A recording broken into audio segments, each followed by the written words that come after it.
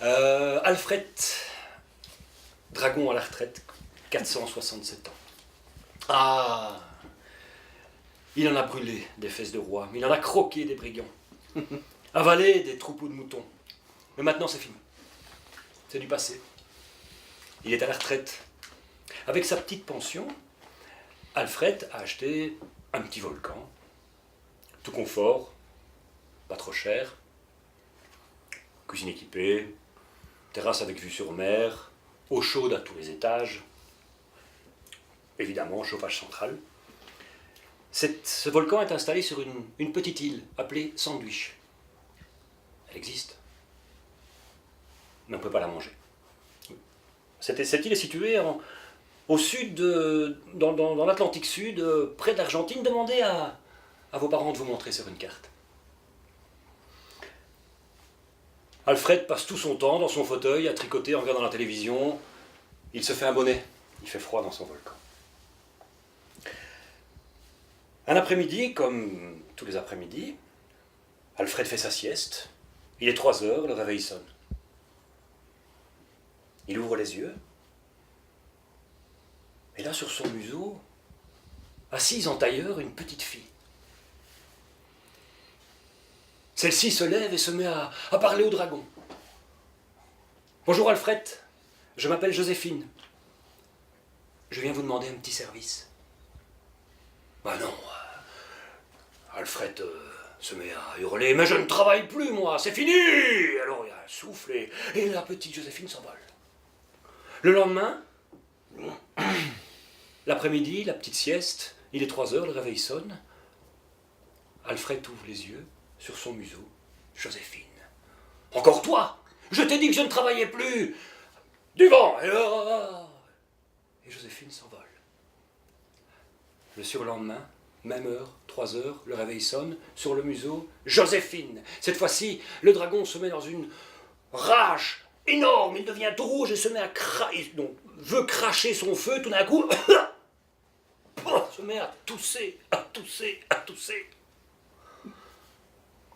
Joséphine lui dit « Mais, monsieur Alfred, faut pas vous mettre dans des états pareils. » Elle lui tapote le dos, elle le couche, elle lui met un thermomètre dans la bouche. « Mais vous avez de la fièvre, il faut vous reposer. » Alfred s'endort. Quelques heures plus tard, il ouvre les yeux. Sur son museau, Joséphine. « Eh merci, hein, petite fille. J'ai dû attraper un rhume, c'est que mon volcan, il n'est pas très bien isolé. Je ne sais pas pourquoi, mais la chaleur part toujours par en haut.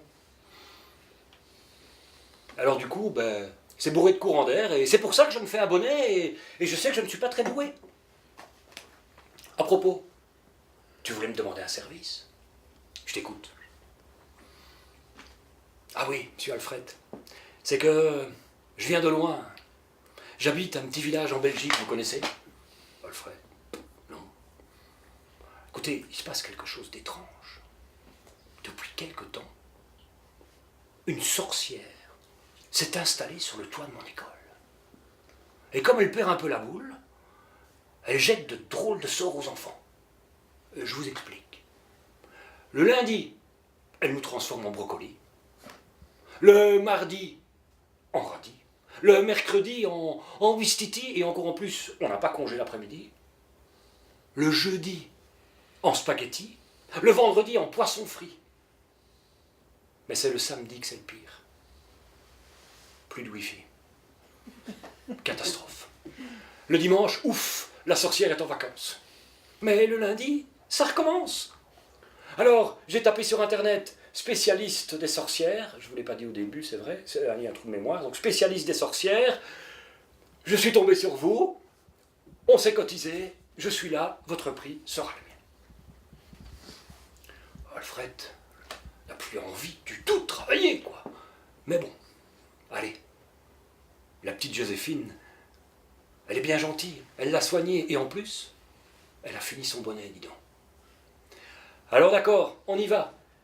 Si bien que Alfred le dragon, avec son bonnet sur la tête, Joséphine sur son dos, s'envole vers le pays de Belgique. Alors, il traverse l'océan Atlantique, l'Afrique, il passe au-dessus de la France, et tout d'un coup, Joséphine se met à crier « C'est là !» Où ça? Mais c'est minuscule ton pays, et en plus, il pleut. Alfred atterrit au centre du village. Ça tombe bien, on est dimanche, et la sorcière est en vacances à Ostende. Tous les habitants accueillent le dragon. Le lendemain matin, à l'aube, la sorcière, sur le toit de l'école, s'affaire à préparer sa potion magique dans le chaudron. Alors, moi, je mettrais bien un petit peu de bave de limace, quelques poils de mon nez. Ah oui, tiens, pourquoi pas? Du pipi de moule, je l'ai trouvé hier. Ah, aussi, très important, 1,5 litre du jus de mes chaussettes. Et je mélange, et je mélange, et je mélange, et je mélange, et la formule magique. Vive le lundi, je les transforme en... Elle n'a pas eu le temps de terminer sa phrase. Quand en face d'elle, une tête gigantesque, Alfred, qui lui dit « Salut sorcière !» La sorcière, elle a eu tellement peur que, pouf, elle a perdu l'équilibre, boum, dans le chaudron. Quelques instants plus tard, elle en ressort. Mais elle a changé.